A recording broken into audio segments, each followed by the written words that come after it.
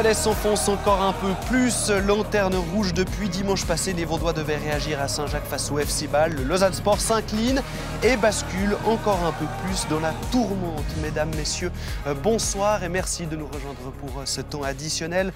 Claude Riff et Alain Rochat ont suivi 2 rencontres avec nous. En première partie de soirée, il y avait le déplacement de Saint-Gall à Lugano. Puis on a vu ce Bâle LS. Rebonsoir, messieurs, ça fait plaisir de vous avoir à cette table. On va tout d'abord s'intéresser à la première rencontre de la soirée, donc le déplacement des Brodeurs au Cornaredo. Depuis la reprise, les Saint-Gallois terrorisent les défenses adverses. 13 buts en 3 matchs. Les Bianconeri allaient-ils tenir le coup dans leur stade? Résumé de Nicolas Emenecre. Pour tenter d'y parvenir, Rueg a été replacé en défense centrale et Lavanchy retrouve le couloir droit pour des Tessinois qui veulent effacer le revers 3-0 concédé il y a une semaine à Zurich. L'équipe de Peter Zeidler a la confiance avec elle, à l'image d'un Guillaume Menot transformé. Ouverture du Genevois pour Doua et déjà 1-0 à la 5e minute. 5e but pour l'attaquant depuis la reprise, touché aussi par la nouvelle potion magique saint-galloise. Mattia Croci-Torti doit déjà se demander si le replacement de Rueg est un bon choix. C'est lui qui laisse filer Doua dans son dos. Saint-Gall est omniprésent en début de rencontre et bien plus volontaire que son adversaire.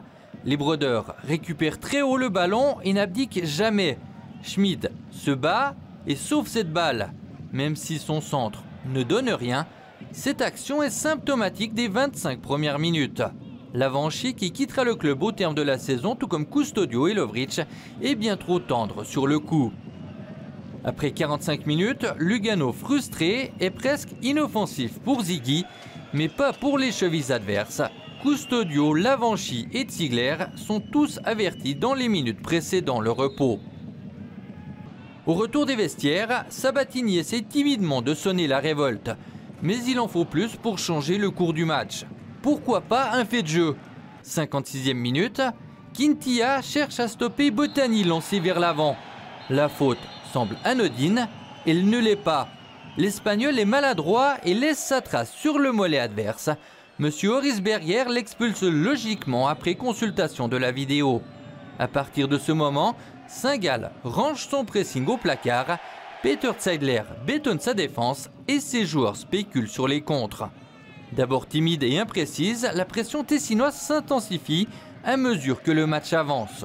Nous sommes déjà dans les 5 dernières minutes lorsque Schmid sauve devant Mucci.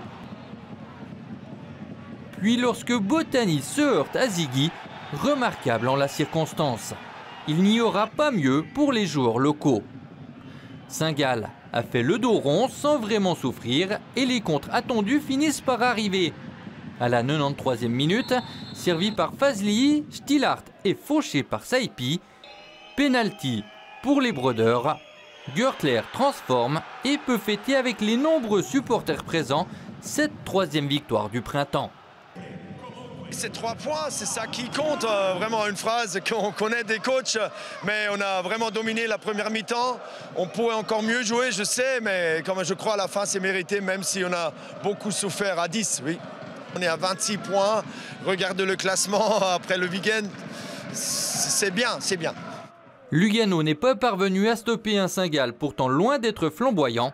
3e défaite depuis la reprise pour les Tessinois, qui n'ont jamais vraiment été dans le coup ce soir. Je pense qu'aujourd'hui, on a un peu cédé à la panique sur certains moments, avec certaines fois, ça sifflait dès qu'on faisait une passe en retrait. On s'est un petit peu pris dans ce jeu négatif parce que notre football, on le connaît, on le maîtrise, et si on le fait bien, même si on rate 3, 4, 5 passes de suite, c'est pas grave, il faut continuer à travailler. Et c'est un peu dommage, un peu déçu par rapport à ça, parce qu'on n'a pas vraiment réussi à relever la tête. Les Tessinois forcément déçus, à l'image de Nouma Lavanchy, mais face à des Brodeurs toujours très bien organisés, surtout très agressifs. Très agressifs, et voilà, les principes de Peter Zeidler se sont valorisés par une campagne de transfert en hiver excellente, avec des joueurs qui lui correspondent, qui le connaissent aussi, parce que Thomas, il l'a eu à Sion, Quintilla était le meneur de jeu de Saint-Gall. Et donc, sur cette lancée, ils ont marqué le premier but, ils ont fait une très bonne première mi-temps, souffert à 10 contre 11, mais c'est toujours le Saint-Gall que l'on connaît. Et cette équipe-là, qui avait que 4 points d'avance sur le Lausanne Lausanne-Sport, maintenant on a 14 et c'est l'équipe surprise 2022. Kintiak a vu rouge, qui sera absent lors des prochains matchs. Est-ce que ça peut casser toute la dynamique de ce groupe qui revit depuis qu'il est de retour? C'est ça, c'est quand même le maître à jouer devant la défense, même aussi au niveau du leadership. Donc c'est sûr qu'il va manquer. C'est dommage sur un match comme ça qu'on maîtrise vraiment depuis le début de se faire expulser puis de voir peut-être 2 ou 3 matchs de suspension. Il va leur manquer, ça c'est sûr. C'était toujours intéressant de voir les Saint-Gallois depuis ce début d'année 2022. Il y a une autre équipe qu'on voulait aussi absolument voir, c'est le LS d'aujourd'hui qui se déplaçait à Bâle avec la lanterne rouge au cou. Forcément, déplacement un petit peu compliqué. On attendait énormément de la part des Lausannois, en tout cas une réaction d'orgueil depuis qu'ils sont lanterne rouge depuis le week-end passé et cette défaite face à Getse. On va voir ce qui s'est déroulé. Ça débute plutôt bien pour les Lausannois qui arrivent à se montrer dangereux et surtout qui arrivent à se montrer solides. Première occasion, c'est cette frappe de Hamdouni. Il y a une récupération haute des Lausannois.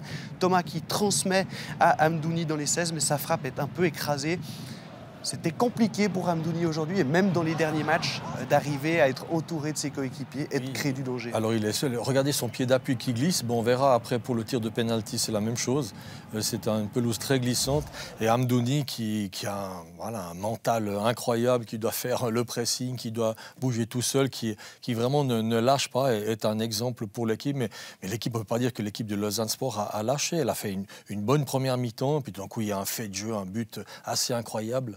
Ils se sont retrouvés menés à 1-0, mais voilà, Lausanne, la première mi-temps, c'était stratégiquement juste, un bloc, il fallait prendre confiance, parce qu'en perdant 4 ou 5 matchs, souvent c'est un match nul qui vous rebooste. On ne va pas d'un coup gagner, faire 3 matchs, 6 points comme ça pendant le championnat.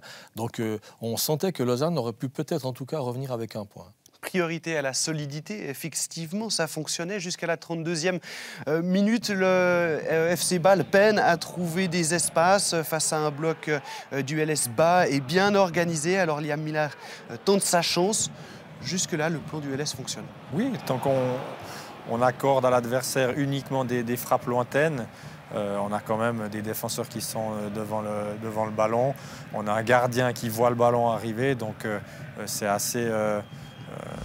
disons que ce qu'on laisse à l'adversaire, c'est presque rien, c'est des miettes. Donc le plan était parfait à ce moment-là. Le 4-5-1 d'Alain Casanova, lorsque l'équipe se retrouvait en défense, a plutôt bien fonctionné. Ça, c'est quelque chose sur laquelle peut-être Alain Casanova doit pouvoir s'appuyer pour la suite. Dans ce cas de figure-là, oui, parce qu'on se déplace à Bâle, on n'est pas du tout en confiance. On veut déjà solidifier la défense, donc très bon comportement défensif. Une grande partie du match aujourd'hui. Après, si on parle du match contre Lucerne à domicile le week-end prochain, il faudra faire plus. Il faudra amener plus de soutien aux attaquants parce que une seule pointe comme ça, tout seul contre 4 défenseurs, c'est très très compliqué. Très compliqué pour Zeki Hamdouni qui était bien isolé. Et parfois, on voyait un petit peu au charbon. Il y a le thé et puis c'est un tout autre match. 50e minute, Frey va jouer pour Lang qui est hors jeu, mais remis en jeu par la passe en retrait de Tchalov.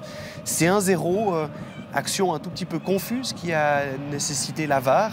Et c'est un peu à double tranchant. On peut se dire, ok, peut-être que la règle ne devrait plus être comme ça dans l'esprit.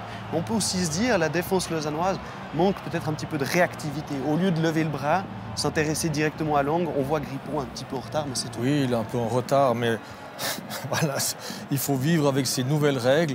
Mais on s'aperçoit aussi, et ça, Alain Rocha l'avait très justement dit, qu'à un moment donné, Lang, il s'écarte pour laisser passer la frappe. Donc il influence quand même un peu sur la première passe. Après ça, cette position de hors-jeu lui permet quand même de se retrouver seul face à Dio. Mais paraît-il qu'il faut maintenant accorder des buts de ce style-là. Je suis quand même très sceptique et je ne serais pas surpris que tout d'un coup, dans 5 ans, ce but ne serait plus admis.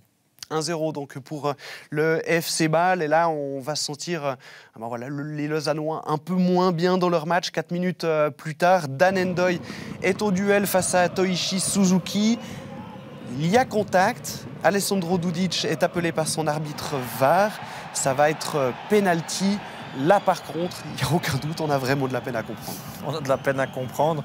Bon, ce qu'il faut déjà remarquer, c'est qu'à ce moment-là, justement, il y a plus d'espace entre les joueurs du Lausanne. C'est-à-dire qu'avec une diagonale, on étire le bloc. Donc, c'est des 1 contre 1, c'est des situations dangereuses. Là, on a quand même l'impression qu'il joue avec l'épaule pour être le premier sur le ballon. Personnellement, j'ai vraiment beaucoup de peine à comprendre cette décision. Au vu de l'image, on peut se dire oui, c'est ça, il y a un contact au niveau du haut du corps, mais jamais il l'a touché avec les jambes ou les mains. Donc, très très surpris que l'arbitre ait sifflé penalty. Votre avis, Claude? Oui, je suis aussi de cet avis. C'est vrai qu'il y a le coup franc indirect dans les 16 mètres qui a disparu. Voilà, c'était tout à fait possible de faire un coup franc indirect. On pouvait peut-être dire, tiens, il a fait une obstruction, mais il n'a pas fait une faute qui mérite un penalty. Donc voilà, le coup franc indirect a disparu. Donc, soit c'est rien, soit c'est penalty. Puis maintenant avec la VAR, quand la VAR signale, eh bien, le 90%, l'arbitre vient et dit, ah oui, c'est effectivement penalty. Donc voilà, c'est encore une fois la VAR. Est-ce que c'est un plus ou un moins? Je pense que tout le monde a son idée là-dessus, c'est très partagé. Et vous ferez la vôtre depuis votre canapé ou depuis l'endroit, en tout cas, où vous regardez agréablement cette rencontre. En tout cas, nous, sur ce plateau, on a eu un petit peu de la peine à comprendre, mais on a eu le sentiment que les dieux du football étaient intervenus. Regardez le penalty de Fabian Frey. Son pied d'appui va se dérober et le FC Bâle loupe une occasion en or. Étonnant de voir cette prise d'appui lui échapper pareillement. On a vu ça plusieurs fois ce soir. Oui, c'est ça. C'est qu'on voit qu'au moment où son pied d'appui se pose, l'herbe se dérobe sous ses pieds. Et ça a été le cas régulièrement ce soir. C'est une pelouse qui est très grasse. Mais ce qui est dommage, c'est qu'à ce moment-là, Bâle n'est pas flamboyant. Il n'y a que 1-0 suite à quand même 2 concours de circonstances. Là, on aurait pu espérer une révolte ou en tout cas une motivation supplémentaire pour Lausanne, parce que d'aller à Bâle comme ça, puis après 55 ou 60 minutes, être mené que 1-0 sur cette action un peu litigieuse, ça aurait pu donner un peu de courage et de volonté à ce Lausanne, et on ne l'a pas vraiment vu jusqu'à la fin du match. C'est très difficile, Loïc, quand on a un centre de gravité bas, qu'on a demandé à l'équipe de jouer bas, tout d'un coup de monter ce centre de gravité de 20-30 mètres, les joueurs, c'est très difficile de changer de rôle comme ça. C'est que les grands joueurs, les grandes équipes qui sont capables de le faire, mais pas le dernier du classement qui est en plein doute. Et là Lausanne ne pouvait plus réagir et tout d'un coup avoir un impact offensif qui aurait pu peut-être les remettre dans le match. Même en première période, on a vu la défense lausannoise rester à au moins 7 ou 8 mètres de la ligne médiane, même quand le bloc lausannois avait le ballon. Est-ce que ce n'est pas une position peut-être un petit peu trop timide, trop frileuse? Est-ce que le LS va pouvoir se sauver dans ces conditions-là? Alors justement, ça sera un autre match, comme l'a dit Alain, ce sera un autre match contre Lucerne. Il va falloir absolument que le centre de gravité de l'équipe soit beaucoup plus haut, puis qu'on accompagne. Maintenant, Lausanne avait quand même préparé 2-3 fois, il y a eu des pressings intéressants, et on l'avait dit à la mi-temps, tiens, tout d'un coup, sur les contre-attaques, il y a peut-être un coup à jouer. Donc, je dis bien, la stratégie de départ, c'était bien, mais c'est vrai qu'une fois qu'il y a le 1-0, de changer de stratégie pour une équipe dernière du classement, en plein doute, c'est extrêmement difficile. Zeki Amdouni, on l'a vu de temps en temps être lancé comme ça dans la profondeur, mais sans être accompagné finalement de ses coéquipiers. C'est voué à l'échec constamment? Moi, j'aurais aimé qu'on lui amène un peu plus de soutien, que ce soit depuis le banc. Au moment où on est mené 1-0, on sort peut-être des joueurs à vocation plus défensive pour montrer à notre équipe qu'on veut aller chercher quelque chose. De toute façon, tout le monde nous donnait déjà perdant. On est déjà mené 1-0, donc risquons, essayons quelque chose. Là, on prend 3-0 finalement, et c'est sévère parce qu'on n'a pas vraiment osé. Amdouni a été frustré, il était tout seul devant. Donc, je ne sais pas, moi j'aurais mieux vu un peu plus de risque sur la dernière demi-heure pour essayer d'aller chercher quelque chose. Le LS devra montrer plus le week-end prochain face à Lucerne. J'ai voulu qu'on s'attarde un petit peu jusque-là, jusqu'à ce moment du match, puisque la suite, finalement, on aurait presque pu s'en passer. Le FC Bâle va en quelque sorte déroulé, même si ça n'a pas vraiment été complètement flagrant. 65e minute, c'est Stocker qui va se décaler au deuxième poteau et trouver ensuite Soloy, l'attaquant hongrois qui se présente ainsi au football suisse. Il inscrit son premier but sous ses nouvelles couleurs après seulement 20 minutes sur la pelouse. C'est plutôt pas mal. Soloy, ça peut fonctionner avec Tchalov. On a vu les deux hommes évoluer à un moment donné ensemble. On s'était posé la question suite au départ de Cabral. Finalement, on a eu une réponse. Je pense qu'ils peuvent être très très complémentaires les deux. Alors pour autant qu'on joue à deux attaquants, et plus comme Cabral avait l'habitude de jouer tout seul en pointe. Mais oui, un joueur de grande taille, buteur, qui lui tourne autour avec des appels en profondeur et de la rapidité, oui, ça peut fonctionner du côté de balle. Tchalov, peut-être un tout petit peu de manque de justesse. On se rappelle en tout cas d'une balle mal dosée en première mi-temps qui aurait pu faire beaucoup plus mal au LS. Alors depuis le départ, c'est comme ça. Mais je vois, il a des attitudes. Pour l'instant, il n'y a pas encore la technique. Il doit se mettre beaucoup de pression. Mais il y a des gestes et des attitudes. Je pense que c'est à revoir dans 2-3 mois, ce joueur. Simplement un tout petit peu de temps. Une action à vous montrer, elle est importante, 85e minute, c'est Kukuruzovic avec le brassard de capitaine au bras qui va distiller ce bon petit ballon dans le dos de la défense pour Ouattara. Ouattara n'arrive pas à conclure. On sait qu'Alain Casanova s'était privé de Stjepan Kukuruzovic jusque-là. Aujourd'hui, il bénéficie de la suspension d'Adrien Trebel. Est-ce que vous comprenez le choix de se passer d'un tel pilier dans le vestiaire? Non, je pense que par rapport à ce qu'il a fait, ce qu'il peut amener à cette équipe, une équipe qui doute doit pouvoir compter sur ses piliers. Il en fait partie. Après, je ne suis pas à l'entraînement tous les jours, je ne sais pas ce qui se passe, mais au vu des performances qu'il a montrées au niveau de ses qualités, selon moi, il doit jouer.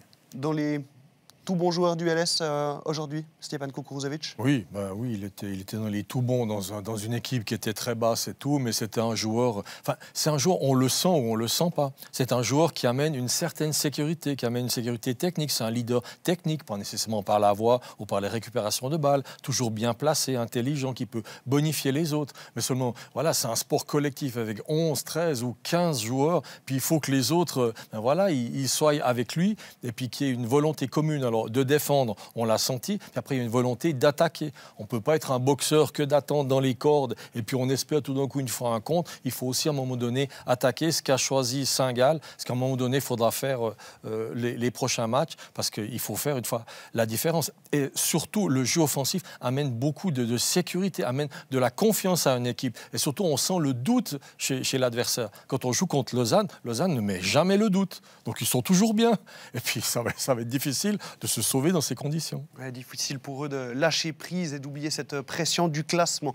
89e minute, le 3-0 est signé Katterbar au deuxième poteau. Un score sévère en faveur du FC Bâle. Nous, ce qu'on a presque envie de retenir, c'est surtout cette première mi-temps lausannoise. Oui, s'appuyer sur ce bon dispositif.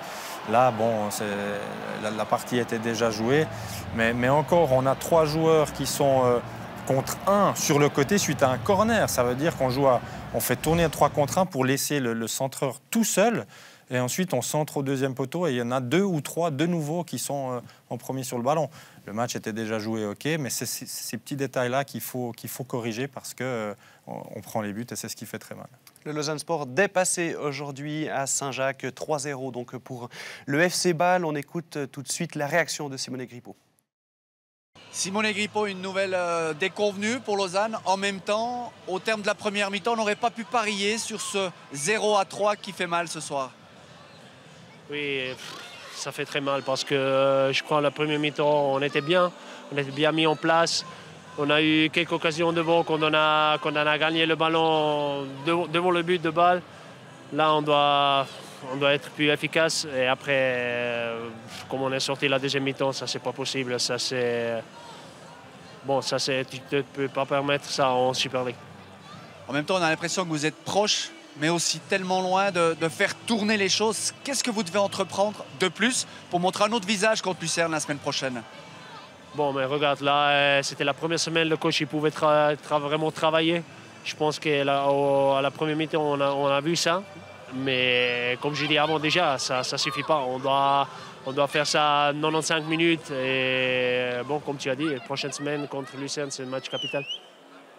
Merci beaucoup. Simone Grippo, lucide et déjà en train de se projeter sur le prochain match face à Lucerne qui occupe la place de barragiste. Ça, c'est de la musique d'avenir. Pour l'instant, on écoute tout de suite la réaction d'un ancien Lausannois en la personne de Dan Ndoye.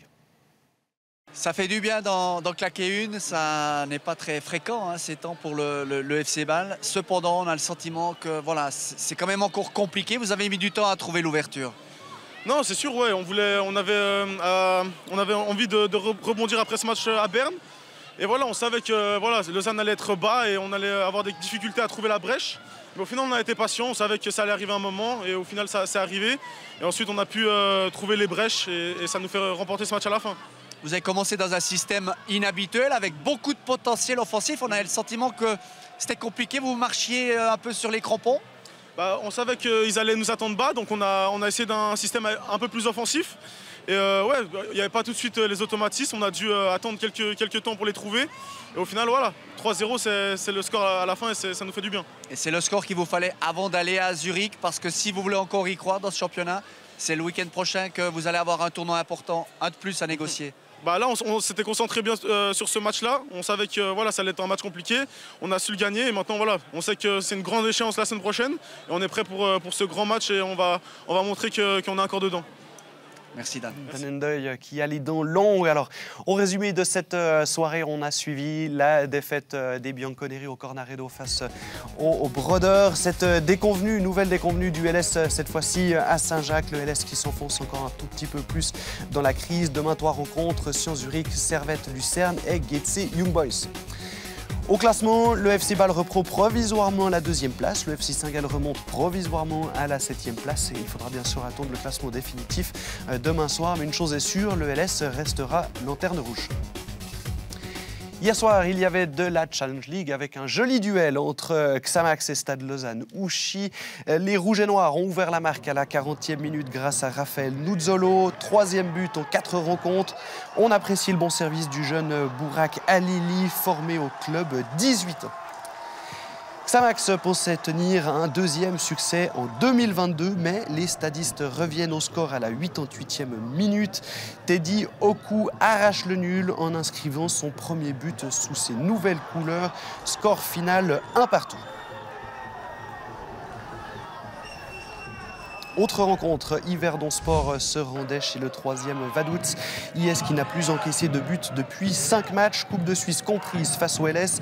Les Yverdonois ont cédé et se sont inclinés 2-0. On voit la 2e réussite, celle de Simone Rapp qui offre la victoire aux Liechtensteinois. Déconvenu pour les Yverdonois qui étaient sur un petit nuage actuellement depuis la reprise. À noter encore la victoire de Winterthur 4-2 hier à Thun, celle de Ville sur Chafouz 3-2 et le leader Haro qui fait carton plein à Kriens. Kriens qui semble définitivement le candidat désigné pour la relégation. On verra le classement une prochaine fois. À noter qu'il y a quand même 5 équipes qui se tiennent à 30 points, dont Yverdon, Slow et Xamax. Et ça, c'est quand même pas rien. La Challenge League est palpitante cette saison. 2 autres clubs joueront demain. Les 2 autres clubs romans. C'est donc Sion qui reçoit le leader zurichois, Studio dès 14h. Puis Servette reçoit Lucerne dès 16h15. Mathias Froidevaux sera en compagnie de Claude Gross et Gabet Chapuisat. Messieurs, merci beaucoup d'avoir été avec nous. On va essayer de continuer à y croire pour le LS. Il y a quand même des signes indiens encourageants, positifs. Ça peut toujours le faire. Au coup de sifflet final contre Lucerne, je vous répondrai. C'est à la fin du bal qu'on paye les musiciens. Alain, le mot de la fin? Tant qu'il y a des matchs encore à jouer, tant que mathématiquement on n'est pas relégué, il y a un coup à jouer. Tant qu'il y a des matchs, il y a de l'espoir. C'est bon. En tout cas, merci à vous de nous avoir suivis pour le coup d'envoi de cette 22e journée de Super League. On se revoit très très bientôt sur Blue Sport. Bonne nuit.